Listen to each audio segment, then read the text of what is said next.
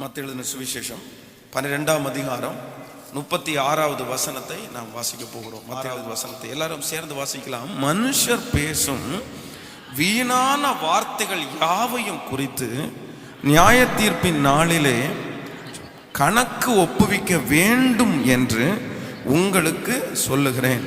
இன்னொரு விஷயம் கூட வாசிக்கலாம். மனுஷர் பேசும் வீணான வார்த்தைகள் யாவையும் குறித்து நியாய தீர்ப்பு நாளிலே கணக்கு ஒப்புவிக்க வேண்டும் என்று உங்களுக்கு சொல்லுகிறேன். கைகளை உயர்த்தி ஒரு ஹல்லேலூயா சொல்லுங்கள். ஏன்னா எல்லாரும் கவனமாய் கவனிங்கள் கர்த்தருடைய பிள்ளைகளே. இந்த வார்த்தை ஒன்றும் நமக்கு தெரியாத வார்த்தை அல்ல, தெரியாத வசனமும் அல்ல. எல்லாருக்குமே இந்த வசனம் தெரியும். மனிதர் பேசும் வீணான வார்த்தைகளை குறித்து நியாய தீர்ப்பின் நாளிலே என்ன ஒப்புவிக்க வேண்டும் என்று சொன்னால் கணக்கு ஒப்புவிக்க வேண்டும் என்று ஒன்று சொல்லப்படுகிறது. நன்றாய் கவனிங்கள். நம்முடைய வாழ்க்கையில கர்த்தருக்கு கணக்கு கொடுக்கிறது என்று நிறைய இருக்கிறது. நிறைய விஷயத்துல நம்ம கணக்கு கொடுக்க வேண்டும். நமக்கு கர்த்தர் கொடுத்திருக்கிற நேரத்துல நம்ம கணக்கு கொடுக்க வேண்டும். கர்த்தர் நமக்கு கொடுத்திருக்கிற வாழ்க்கையில நம்ம கணக்கு கொடுக்க வேண்டும். கர்த்தர் நமக்கு கொடுத்திருக்கிற பணத்துல நம்ம கணக்கு கொடுக்க வேண்டும். கர்த்தர் நமக்கு கொடுத்திருக்கிற தாளந்துகளில் நம்ம கணக்கு கொடுக்க வேண்டும். அதான் ஆண்டவர் சொல்றாரு, உங்களை நாங்கள் அழைக்கும் போது அவனவனுக்கு நான் என்ன சொன்னேனோ செய்தேனோ அதற்கு தகுந்தது போல கர்த்தர் கணக்கு கேட்கிறவர். நம்முடைய ஆண்டவர் கணக்குல ரொம்ப கவனமா இருக்கிறவர். வேதம் சொல்லுகிறது, ஆண்டவர் ஒரு பெரிய செல்வந்தருக்கு ஆண்டவரை ஒப்பிட்டு வேதம் சொல்லுகிறது. அந்த செல்வந்தர் தன்னுடைய ஊழியக்காரரை கூப்பிட்டு ஒருவனுடைய கையில எத்தனை தாளந்து கொடுத்தாராமா? ஒருத்தனுடைய கையில 5 தாளந்து, இன்னொருத்தனுடைய கையில 3 தாளந்து, இன்னொருத்தனுடைய கையில 1 தாளந்து. இப்படி கொடுத்து விட்டு அவர் அநேக நாட்களாக எங்க போனாராமா? வெளியூருக்கு, வெளி தேசத்திற்கு அவர் கடந்து போனார். கடந்து போனவர் வேதம் சொல்லுகிறது, திரும்ப அந்த எஜமானன் திரும்ப 5 தாளந்து கொடுத்தவனை கூப்பிட்டு, எப்பா உனக்கு நான் 5 தாளந்து கொடுத்தேன், அந்த 5 தாளந்த நீ என்ன பண்ணுன, அதை எடுத்துட்டு வா அப்படின்னு கேட்கும்போது வேதம் சொல்லுகிறது, அந்த மனுஷன் என்ன பண்ணாராமா? அந்த 5 தாளந்தை ஆண்டவரிடத்துல கொண்டு வந்து அதை 10ஆக மாற்றி ஆண்டவரிடத்துல கொண்டு வந்தார். ஆனால் 3 தாளந்து வாங்கினவனுக்கும் அப்படித்தான். ஆனா 1 தாளந்து வாங்கினவனை பார்த்து, நான் 1 தான் கொடுத்தேன், பிரச்சனை இல்லை, சரி போட்டும், போனா போட்டும் அப்படின்னு விட்டுட்டாரா? இல்லவே இல்லை. 1 தாளந்த கொடுத்தவனையும் கூட ஆண்டவர் அழைப்பித்து அவனிடத்துல என்ன கேட்கிறார்? சொல்லுங்களேன், எல்லாரும் சொல்லுங்க, என்ன கேட்கிறார்? கணக்கு கேட்கிறார். எப்பா நான் உன்கிட்ட 1 தாளந்து கொடுத்தேன்ல, எங்க என்ன பண்ணுன, அதை என்ன செஞ்சாத, அதுல உனக்கு என்ன லாபம் கிடைச்சிருக்கு, அதுல எனக்கு என்ன லாபம் கிடைச்சிருக்கிறது? அப்ப அந்த தாளந்த வாங்கினவன் என்ன சொல்றான் அப்படின்னா, நீர் விதைக்காத இடத்துல அறுக்கிறவரும் கொடுக்காத இடத்துல நீ வாங்குறவரும் அப்படின்னு சொல்லி நீ ஒரு பெரிய ஆளுன்னு நான் நினைச்சிட்டேன். அதனால உங்க பணத்தை நான் செலவு பண்ணல, உங்க பணத்தை எடுத்துக்கவும் இல்லை, ஆனா அதை பத்திரமா வச்சிருக்கிறேன். ஆனா நான் எப்படி வச்சிருந்தேன்னா, நான் புதைச்சு வச்சிருக்கிறேன் அப்படின்னா. உடனே ஆண்டவர் என்ன சொல்றாரு அப்படின்னா, அக்கிரமமான அந்த ஊழியக்காரனை ஆண்டவர் கடிந்து கொள்ளுகிறார். அவனிடத்திலே கொடுக்கப்பட்டதை புடுங்கி இன்னொருத்தனுடைய கையிலே ஆண்டவர் கொடுக்கிறார். அப்போ ஆண்டவர், நம்முடைய ஆண்டவர் யார் என்று கேட்டால் கணக்கு கேட்கறதுல சரியான ஆள். உங்க வாழ்க்கையில கொடுத்திருக்கிற எல்லாவற்றுக்கும் கணக்கு ஆண்டவர் கேட்பார். உங்கள்கிட்ட கொடுத்திருக்கிற பிள்ளைகளுக்கு ஆண்டவர் கணக்கு கேட்பார். இன்னைக்கு 1000 ரூபாய் நீங்க சம்பாதிக்கிறேன், இந்த 1000 ரூபாவுக்கு நீங்க கணக்கு கொடுக்குறீங்களோ இல்லையோ ஆண்டவர் கணக்கு கேட்பார். இன்னைக்கு இந்த 2018வது வருஷத்துல இந்த 16வது நாள் ஆண்டவர் உங்களுக்கு தந்திருக்கிறார் என்றால் இந்த நாளுக்குரிய கணக்கை நீங்கள் ஆண்டவருடைய சமூகத்திலே ஒப்புவித்து தான் ஆக வேண்டும். ஏனென்றால் வேதம் சொல்லுகிறது, நம்மட்ட மட்டுமல்ல கர்த்தர் கணக்கு கேட்கிறவர், ஆண்டவர் சமுத்திரத்துல கணக்கு கேட்கிறாராமா, நதியினிடத்துல கணக்கு கேட்கிறார், செவரிடத்துல கர்த்தர் கணக்கு கேட்கிறார். வேதம் சொல்லுகிறது ஒவ்வொன்றும் அவரிடத்துல என்ன கொடுத்ததாமா? சொல்லுங்களேன். அக்கினி அவரிடத்துல கணக்கு கொடுச்சிருச்சு, தண்ணி அவரிடத்துல கணக்கு கொடுச்சு, எல்லாமே கணக்கு கொடுக்குது. இந்த உலகத்துல படைக்கிற எல்லாமே ஆண்டவருக்கு கணக்கு கொடுக்கிறதுனாலே நாமும் ஆண்டவருக்கு என்ன கொடுக்க வேண்டும் என்றால் கணக்கு கொடுக்க வேண்டும். இப்பொழுது கர்த்தர் உங்களுக்கு ஒரு பாடுகிற தாளந்து கொடுத்திருப்பாரேயானால், ஜெபிக்கிற தாளந்து கொடுத்திருப்பாரேயானால், நீங்க நிறைய பேர் ஜெபிக்கிறது வழக்கம், நீங்க நிறைய பேர் கொடுக்கிறது வழக்கம், உங்களுடைய எல்லா தாளந்துகளையும் நம்ம நிறைய பேர் செய்கிறோம். ஆனா நமக்கு கணக்கு நம்ம இலவசம் என்று நினைக்கிற ஒன்று என்னன்னா, நம்ம பேசுகிற வார்த்தை. நம்ம பேசுகிற நிறைய பேருடைய வீடுகளில் சண்டை வருது, பிரச்சனை வருது, எங்க கணவன் மனைவிக்குள்ள பயங்கரமான வாக்குவாதம், எங்களுக்குள்ள அண்டர்ஸ்டாண்டிங்கே இல்லை, ரொம்ப அடிதடி பிரச்சனை மாதிரி வருது, நாங்க பிரிஞ்சிருவோமோன்னு கவலையா இருக்குது. இதெல்லாம் நீங்க ஒன்றை நினைத்துக் கொள்ளுங்க, இது எதுல ஆரம்பிக்கிறது அப்படி என்று சொன்னால், உண்மையிலேயே அவ்வளோ பெரிய பிரச்சனை எங்க ஆரம்பிக்கும்னா வார்த்தையில தாங்க ஆரம்பிக்கும். வார்த்தையில தான் ஆரம்பிக்கும். ஏதோ ஒருவேளை அவர் ஒரு வார்த்தை பேசியிருப்பார், இல்லைன்னா இவங்க ஒரு வார்த்தையை பேசியிருப்பார், அந்த ஒரு வார்த்தை 2 வார்த்தையாய் மாறும், அந்த 2 வார்த்தை 3 வார்த்தையா மாறும், அது 5ஆ மாறுது, அது 10ஆ மாறுது. அதற்கு பிறகு அது ஒரு மிகப்பெரிய பிரச்சனையாக மாறி நிறைய பேருடைய வீடுகளிலே பிரிவினை கூட வந்திருக்கிறது.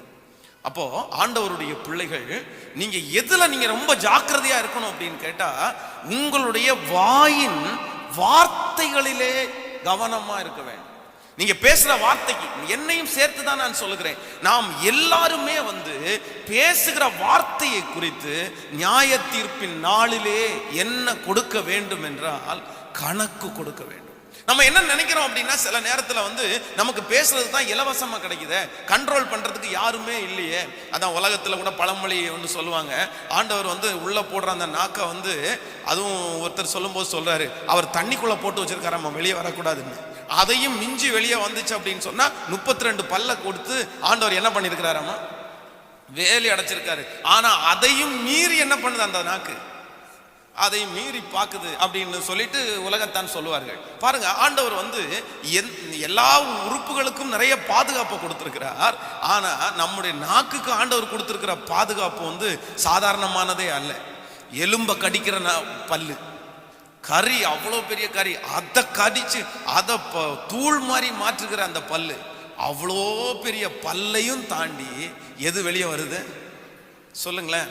அதைத்தான் நீங்கள் நிருபங்களை வாசிக்கும் போது தேவனுடைய மனுஷன் எழுதும் போது சொல்லுகிறான், நாவு நெருப்பு தான், அது அநீதி நிறைந்த உலகம். ஒரு சின்ன நெருப்பு ஒரு காட்டை கொளுத்தி விடுவது போல அது நம்முடைய ஆயுள் சக்கரத்தை முழுவதும் என்ன செய்தாமா, கொளுத்தி விடுகிறது. இன்னொன்னு சொல்றேன், ஒரு மிகப்பெரிய கப்பல் சிறிய சுக்கானாலே திருப்பப்படுவது போல நம்முடைய வாயிலே இருக்கிற வார்த்தை நம்முடைய வாழ்க்கையே திருப்பிரும் அப்படின்னு வேதம் சொல்லுகிறது. நான் சொல்லுகிறேன், இன்றைக்கு இருக்கிற நம்ம நிறைய பேர் கஷ்டப்படுவதற்கு காரணம், நம்முடைய சரீரத்திலே பலவீனப்படுவதற்கு காரணம், நம்முடைய வாழ்க்கையிலே நஷ்டங்கள் தோல்விகள் வருவதற்கு காரணம், நான் சொல்லுவேன் வேற எதுவுமே இல்லை. எதுனால தான் வந்திருக்குன்னா நம்முடைய வார்த்தை தாங்க காரணம். ஏன்னா ஆண்டவர் சொல்றார், மரணமும் ஜீவனும், சத்தமா சொல்லுங்க எல்லாரும், எதுல இருக்காமா சொல்லுங்க, நாவின் அதிகாரத்திலே இருக்கிறது. இங்கதான் இருக்கு உங்களுடைய ஜீவன், உங்களுடைய மரணம். உங்களுடைய பலத்திலேயோ, நீங்க சாப்பிடுகிற சாப்பாடுலையோ, இல்லைன்னா உங்களுடைய பணத்திலேயோ, எதுலையுமே இல்லை, நாவின் அதிகாரத்திலே இருக்கிறது. ஒருத்தன் வாழ்வதும் நாவினாலே தான், ஒருவன் கெட்டு போவதும் வாழ்வினாலே தான். நாக்குல வாயில பேசி பேசி பேசி வாழ்வடைகிறவங்களும் இருக்கிறாங்க, பேசி பேசி கெட்டு போறவங்களும் இருக்கிறாங்க. ஆனா நம்ம நிறைய பேர் எதுல இருக்கிற, எந்த லிஸ்ட்ல இருக்கோம்னா, நம்ம நாக்கினாலேயே நம்ம பேசி கெட்டு போகிறவர்களாய் தான் இருக்கிறோம். ஒரு சம்பவத்தை உங்களுக்கு சொல்றேன், அது மறக்க முடியாத சம்பவம். ஒரு சகோதரர் அவங்க மனைவி ஆரம்பத்தில் ரொம்ப கடினமாய் நடந்து கொள்வார்களாமா, அவர்களோட ரொம்ப கடினமாய் நடந்து கொள்வார்களாமா. நடந்து கொள்ளும் போது அவங்க ஃபோன் பண்ணுவாங்களாம், ஏங்க எங்க இருக்கீங்க அப்படின்னு கேட்பாங்க. கேட்ட உடனே அந்த மனுஷன் எங்க இருந்தாலும் என்ன சொல்லுவாராமா, துபாயில இருக்கிறேன் நான். எங்க இருக்கிறேன்? நான் துபாயில இருக்கிறேன் நான் அப்படின்னு வராம. சொல்லுங்க, நான் துபாயில இருக்கிறேன், வர்றேன் வை அப்படின்னு சொல்லுவார். எப்பவுமே அவருக்கு அது வழக்கம். கடைசியில் அவருடைய வாழ்க்கையில ஒரு மிகப்பெரிய கடன்காரராய் மாறி அவர் எங்க போக வேண்டியது இருந்துச்சு, ஊரை விட்டு நாட்டை விட்டு கடன்காரங்க வீட்டில் சண்டை போடுறாங்கன்றதுக்காக பஸ் ஏறி எங்கேயோ போக வேண்டியவர் கடைசியில் துபாயில போய் 6 வருஷம் இருந்தார். சாப்பிட்றதுக்கு கூட வழி இல்லாம. இல்ல, சிரிக்கிறதற்காக அல்ல, இதுல சிந்திக்கணும். நம்ம இன்னொரு சம்பவத்தை கேளுங்க. கடையில போய் அவர் பேச்சுலரா இருக்கும்போது ஒருத்தர் ஒரு கத்தி வாங்கியிருக்கிறார், நல்லா தீட்டப்பட்ட ஒரு கத்தியை வாங்கிட்டு வந்திருக்கிறார். ஒரு கத்தியை வாங்கிட்டு வர்ற வழியில ஒருத்தங்க என்ன கேட்டிருக்காங்க, கொஞ்சம் என்ன கேட்டிருக்கிறாங்க அப்படின்னு கேட்டா, இந்த என்னப்பா கத்தியெல்லாம் வாங்கிட்டு போற, எதுக்காக வாங்கிட்டு போற அப்படின்னு கேட்ட உடனே வாய் தவறு என்ன சொல்லியிருக்கிறார் அப்படின்னு கேட்டா, ஆமா ஆமா ஆமா, நான் கத்தி வாங்குறதுக்கு எவனையாவது சண்டை போடும்போது குத்துறதுக்கு ஆகும்ல, எவனாவது சண்டை போடும்போது குத்துறதுக்கு ஆகும்ல, அதுக்கு தான் அப்படின்னு சொல்லியிருக்கிறேன். அதுக்கு தான் அப்படின்னு சொல்லிட்டு அவர் போயிட்டாரு. அவர் ஹோட்டல்ல வேலை பார்த்தாரு. ஹோட்டல்ல வேலை பார்க்கும்போது ஒரு மிகப்பெரிய பிரச்சனை வந்து, சண்டை வந்து, கடைசியில் இவர் ஒரு ரூம்ல இருந்தா அதே கத்தி எடுத்து ஒருத்தனை குத்திட்டாரு. கொலைக்கேஸ் குத்திட்டாரு. குத்தி அவனுடைய உள்ள இருக்கிற அந்த அந்த குடல் பக்கத்தில் அந்த கத்தி போய் பெரிய கேஸ் ஆகி அவ்வளோ பாதிக்கப்பட்டார். அப்போ மரணமும் ஜீவனும் எதன் அதிகாரத்தில் இருக்கிறது என்றால் நாவின் அதிகாரத்திலே இருக்கிறது. கவனமா இருங்க. சண்டை அதனாலதான் ஆரம்பிக்கிறது. நம்முடைய வாழ்க்கையில இருக்கிற தோல்விகள் அதனாலே தான் ஆரம்பிக்கிறது. சிலர் என்ன நினைக்கிறாங்கன்னா, வாய் இருக்கிறதுனால எதை வேணாலும் பேசலாம் அப்படின்னு நம்ம நினைக்கிறோம். இல்ல இல்ல, தேவாலயத்துல வரும்போது கூட ஆண்டவர் சொல்றாரு, உன்னுடைய வாய், என்னுடைய தேவரீர், காலையில நீங்க ஜெபிக்க வேண்டிய ஜெபம், எழும்புனோன்னா என்ன ஜெபிக்கணுமாமா? தேவரீர், என் வாயின் வார்த்தையும் என்னுடைய இருதயத்தின் தியானமும் உம்முடைய சமூகத்திலே என்னவா இருப்பதாக, பிரிதியா இருப்பதாக. நீங்கள் நினைத்து பாருங்க. இன்னைக்கு ஆண்டவர் என்னமோ நம்ம மேல என்ன வச்சிருக்கிறார் அப்படின்னா, கிருபையாய் ஆண்டவர் இறங்குகிறார், கிருபை ஆண்டவர் வச்சிருக்கிறார். அமெரிக்காவில் இருக்கிற ஒரு மிகப்பெரிய வளர்ந்த ஊழியக்காரர் ஒரு விஷயம், அவருடைய மனைவி கால்வலினால மிகவும் பாதிக்கப்பட்டார்களாம்.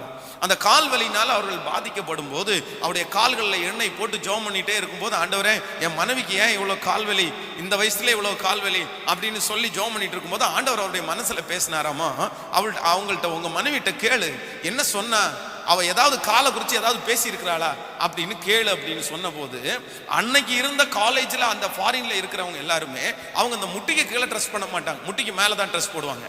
ஏன் அப்படின்னா அவருடைய கால்களுடைய அழகை அவர்கள் காண்பிப்பதற்காக. அப்போ அந்த காலேஜினுடைய பிள்ளைங்க எல்லாம் அந்த காலுடைய அழகை காமிக்கும் போது இவருடைய கால் மட்டும் கொஞ்சம் அசிங்கமா இருக்குமாமா சின்ன வயசுல. அதனால இவங்க ஃபுல் ப்ராக் தான் எப்பவுமே போடுவாங்களாமா, கால் தெரியாத மாதிரி தான் போடுவாங்களாமா. எப்ப பார்த்தாலும் அந்த காலை நல்லா அழகா வச்சுட்டு இருக்கவங்கள போய் பார்க்கும்போது இவங்க என்ன சொல்லுவாங்களாமா, எனக்கு மட்டும் ஏன் ஆண்டவரை இப்படி காலை படைச்சிங்க, என் கால் பாருங்க கோணக்கால், என் கால் பாருங்க இப்படி, என் கால் பாருங்க எல்லாரையும் மோசம். கடைசியில் ஆண்டவர் அந்த ஊழியக்காரன் பேசும்போது அந்த ஊழியக்காரர் சொன்னாராமா, நீ முதல்ல என்ன அறிக்கையிடுனா, ஆண்டவரே, எனக்கு நல்ல கால்களை கொடுத்ததற்காக ஸ்தோத்திரம், நீ சொல்லு, என நடக்கும்படி உதவி செய்தீர், எத்தனையோ பேருக்கு இந்த கால்கள் இல்லை, எனக்கு இந்த கால்களை கொடுத்துருக்கிறீர். அந்த அம்மா அந்த வார்த்தையை அறிக்கை செய்ய அவங்க கால்வலி சரியாச்சு. அந்த ஊழியக்காரர் அவருடைய புத்தகத்தில் மிக அழகா எழுதியிருந்தார். அப்போ மரணமும் ஜீவனும் எதன் அதிகாரத்திலே இருக்கிறது என்றால் நாவின் அதிகாரத்திலே இருக்கிறது. வாயை தவறி பேசிடாதீங்க. கோபம் வருதுன்னு எதை வேண்டும் என்றாலும் பேசிவிட வேண்டும் என்று நினைக்காதீங்க. உங்க பிள்ளைகளை நீங்க பேசிடாதீங்க, உங்களுடைய கணவனாரை நீங்கள் பேசிவிடாதிருங்கள், உங்க மனைவியை நீங்க பேசிடாதீங்க. ஏன்னா சில வார்த்தைகள் சில மனிதனை உயிர்ப்பிக்கும், சில வார்த்தைகள் சில மனிதனை உயிர்ப்பிக்காது. என்ன செய்யும் தெரியுமா? சில வார்த்தைகள் சில மனிதனை கொல்லும் என்று வேதம் சொல்லும். நம்ம என்னமோ அறியாமத்தனமா இருக்கிறோம் அப்படின்னா அது பெரிய விஷயம் இல்லை, அது ஒரு பெரிய பொருட்டா எடுக்கிறது இல்லை. பேசலாம், அதென்ன பெரிய விஷயம், யாராவது கேட்க போறாங்களா, ஏதாவது திட்ட போறாங்களா, அப்படியெல்லாம் இல்லையே அப்படின்னு நினைக்கிறோம். இல்லவே இல்லை. ஆண்டவர் எதை மிக அதிகமாய் கவனிக்க சொல்லுகிறார் என்றால், உன்னுடைய வாயின் வார்த்தைகளிலே நீ கவனமாயிரு. கையை உயர்த்தி ஒரு ஹல்லேலூயா சொல்லுங்க, கரங்களை அசைத்து ஒரு ஹல்லேலூயா சொல்லுங்க. நன்றாய் கவனிங்கள். உங்களை பார்த்து ஒரு கேள்வியை கேட்கிறேன் நான். ஆண்டவருடைய தாசனாகிய மோசே ஏன் கானான் தேசத்துக்குள்ள அவன் பிரவேசிக்கல? நீங்க சொல்லுங்க பாக்க. ஏன் கானான் தேசத்துக்குள்ள பிரவேசிக்கல? கண்மலையை பார்த்து பேசுங்கன்னு ஆண்டவர் சொன்ன போது அவன் என்ன செஞ்சான்? கண்மலையை பார்த்து அடித்தான். அடித்த உடனே ஆண்டவர் என்ன சொல்றாரு? நீ கானான் தேசத்துக்குள்ள என் ஜனங்களை கொண்டு போக மாட்ட அப்படின்னு சொல்றாரு. ஆனா உண்மையிலேயே அந்த சம்பவம் தான் காரணமா இருந்தாலும் அந்த பிரச்சனையினுடைய ஆணி வேர் என்ன தெரியுமா? அவன் கானான் தேசத்துக்குள்ள போக முடியாதனுடைய ஆணி வேர், அதனுடைய ஃபர்ஸ்ட் பாட்டம் என்ன அப்படின்னா, ஆண்டவர் இஸ்ரவேல் சன்னதி ஜனங்களுடைய கூக்குரல் நான் கேட்டேன், ஒரு இரட்சகனை நான் அனுப்ப போகிறேன், அதற்காக ஒன்ன அனுப்புவேன்னு சொன்னதுக்கு அப்புறம் இவன் என்ன சொல்லுவான் தெரியுமா? நானு திக்குனா வாய் மந்தனாவு. உடனே ஆண்டவர் என்ன சொல்றாருன்னா, மனுஷனுக்கு வாயை படைத்தவர் யார்? நாவை கொடுத்தவர் யாருப்பா? உன்னை நான் பேச வைக்க மாட்டேனா? உன்னை நான் பேச வைப்பேன் அப்படின்னு தான் ஆண்டவர் சொல்றாரு. எத்தனையோ ஆண்டவர் சொன்னதுக்கு அப்புறம் நான் வரமாட்டேன், வேற யாரையாவது அனுப்பும். உடனே ஆண்டவர் சொல்றாரு, ஆரோன் உனக்கு உதவிக்காரனா இருப்பான். என்னன்னா கடைசியில் ஆண்டவருக்கு அப்பவே பயங்கரமான கோபம் வருது. ஆனால் சிப்போரால் அவனுடைய கணவனாரை காப்பாற்றினாள். ரத்த சம்பந்தமான என்னுடைய புருஷன் அப்படின்னு காப்பாற்றினாள். அவளுக்காக ஆண்டவர் அவனை விட்டு வச்சார் அப்படின்னு சொல்றான். அப்போ ஆரம்பத்திலேயே நான் கானானுக்கு போக மாட்டேன் அப்படியெல்லாம் போக முடியாது, வேற யாராவது அனுப்பும். நான் சொல்றேன், அஸ்திவாரம் எங்க போட்டான் தெரியுமா? சொல்லுங்க. இங்க இருக்கிற நிறைய பேருடைய சரீரத்தினுடைய வியாதிக்கு அஸ்திவாரத்தை நீங்க எப்போ போட்டுட்டீங்க? நீங்க உங்க பிள்ளைகளுடைய வாழ்க்கையினுடைய எதிர்காலத்தினுடைய நஷ்டத்தை நீங்க எப்போவோ அஸ்திவாரத்தை போட்டுட்டீங்க. நீங்க இப்ப ரட்சிக்கப்பட்டிருக்கலாம், இப்போ உங்க பிள்ளைகளை நீங்க பேசாம இருக்கலாம், இப்போ வாயின் வார்த்தைகள்னால எதையுமே சொல்லாம இருக்கலாம். ஆனா நீங்க என்னைக்கோ ஒரு நாள் போட்ட விதை, என்னைக்கோ ஒரு நாள் போட்ட வார்த்தை உங்க வாழ்க்கையில எப்போ வந்து மரமா நிற்கும் தெரியுமா? 25 வருடம், 30 வயது, 30 வருடங்கள் தாண்டி நிற்கும். ஒரு அம்மா ஒரு பொண்ணை பார்த்து, இந்த வாலிப நாட்கள் அவ வந்து ரொம்ப அம்மாவுக்கு கீழ்ப்படியனால, எந்த வேலையுமே செய்யாதனால அந்த அம்மா வந்து அந்த பொண்ணை பார்த்து ஒரு சத்தம் போடுறாங்க, பாரு உனக்கு கல்யாணமே ஆகாது, நீ கல்யாணம் ஆகிறதுக்கு அவ்வளோ சிரமப்பட்டு தான் உனக்கு கல்யாணம் ஆகும் அப்படின்னு சும்மா கோபத்தில் அப்படி ஒரு வார்த்தை பேசிட்டாங்க. அவங்க மறந்துட்டாங்க, இந்த பொண்ணு மறந்துருச்சு. அதுக்கப்புறம் 2 பேரும் ரொம்ப ஐக்கியமாயிட்டாங்க. அந்த பொண்ணு தான் அந்த வீட்டில் எல்லாவற்றையும் செய்கிறது. எத்தனையோ காலங்கள் தாண்டி அந்த பொண்ணுக்கு 30 வயது வரைக்கும் திருமணம் நடக்கல. திருமணம் நடக்காம அப்புறம் இவங்க போய் ஃபாஸ்டிங் போட்டு ஜெபம் பண்ணி ஒரு நாள் ஆண்டவர் அவங்களோட பேசினார். இதற்கு முன்பாக உங்க மகளை குறித்து நீ பேசி இருக்கிறாயா? கேன்சல் பண்ண அந்த வார்த்தைக்காக மன்னிப்பு கேள். இவங்க மன்னிப்பு கேட்டதற்கு பிறகுதான் அந்த பிள்ளைக்கு திருமணமே ஆனது. நான் ஃப்ராங்கா நான் சொல்றேன், ஒரு தகப்பனார் வந்து ஒரு பையனை பார்த்து சொல்றாரு, டேய் என்னைக்குனாலும் போலீஸ் ஒரு நாள் உன்னை பிடிச்சி நொத்துன்னு நொத்துறானா இல்லையான்னு பாரு, உன்னை அடிக்கிறானா இல்லையான்னு பாருப்பா. ஒரு நாள் இல்ல ஒரு நாள் போலீஸ் உன்னை அடிக்கும் பாரு, உன்னை போலீஸ் பிடிச்சிட்டு போகும் பாரு. ஆனா அந்த பையன் போலீஸ் பிடிக்கக்கூடிய பையன் அல்ல, நல்ல கிறிஸ்தவ குடும்பம். அவன் அவ்வளவு முரட்டுத்தனமான ஆளும் கிடையாது, அவன் வந்து அவ்வளவு தீமையானவனும் கிடையாது, அவன் ஒரு திருடுறவனோ எதுவுமே இல்லை. ஆனா போலீஸ் அரெஸ்ட் பண்ணாங்க, கேஸ் ஃபைல் பண்ணி 35,000-45,000 செலவு பண்ண வச்சு அவனை அரெஸ்ட் பண்ணிட்டாங்க. நான் போய் அந்த உடனே இம்மிடியேட்டாக போய் அந்த போலீஸ் ஸ்டேஷனில் போய் பேசினேன், அந்த வக்கீல்கிட்ட பேசினேன். அவன் மரியாதை கொடுத்தாங்க. ஆனால் வந்து இல்லை சார், நாங்கள் எஃப்ஐஆர் போட்டோம், ஒன்றுமே பண்ண முடியாது அப்படின்னு. ஜெயிலில் அந்த தம்பி கடந்து போய் பின்னாடி முதுகெல்லாம் பார்த்தீங்கன்னா அடித்து ரொம்ப காயப்படுத்திட்டாங்க. ஏன் தெரியுமா? வேற எதுவுமே இல்லைங்க. அவங்க அப்பா, பிள்ளைங்க தப்பு பண்ணலாம், நான் தப்பு பண்ணலன்னு சொல்லலை, அவங்க அப்பாவுக்கு அவன் கீழ்ப்படியாம கூட இருந்திருக்கலாம், தப்புன்னு சொல்லலை. ஆனா அவங்க அப்பா வாயத்தை அடிக்கடி அவன் அப்படி தான் பேசுவாராமா, பாரு உன்னை போலீஸ் பிடிக்குதா இல்லையான்னு பாரு. அவங்க குடும்பத்திற்கும் போலீஸுக்கும் சம்பந்தமே இல்லைங்க, அந்த பையனுக்கும் போலீஸுக்கும் சம்பந்தமே இல்லைங்க. அவன் அவ்வளோ பெரிய ஒரு தீய பையனும் கிடையாது. பிடிச்சிட்டாங்களே, வார்த்தை பலிச்சிருச்சு இல்ல, வார்த்தை நிறைவேறிச்சு இல்ல. நம்ம நிறைய நேரங்கள்ல வாய் தவறி பேசுகிறோம், வாயில பேசுகிறோம். அதான் சங்கீதக்காரனாகிய தாவீது சொல்லும்போது என்ன சொல்றான் தெரியுமா? என் உதடுகளின் வாசலை காத்துக்கொள்ளும். நம்ம எல்லாரும் இன்னைக்கு அதுக்காக தான் ஜெபம் பண்ணணும். இன்னைக்கு இந்த கூட்டத்தில் வந்திருக்கிற எல்லாருமே அதற்காக ஜெபம் பண்ணணும். ஆண்டவரே என்னுடைய உதடுகளின் வாசலை காத்துக்கொள்ளும். எவ்வளவு பெரிய சூழ்நிலை வந்தாலும், என்ன பெரிய பிரச்சனை வந்தாலும், யார் என்னை கோபப்படுத்தினாலும், யார் என்னை அசுத்தமாய் பேசினாலும் எனக்கு ஒரு கிருபையை தாருங்கப்பா, என் வாயின் வார்த்தைகளுக்கு காவல் வையும். ராஜா வந்து நீங்க நினைக்கிற மாதிரி ராஜா அதிகமாலாம் பேச மாட்டாரு, குறைவாய் தான் பேசுவார். ஆனா அந்த ராஜாவே ஜெபம் பண்றார், என் உதடுகளின் வாசலை காத்துக்கொள்.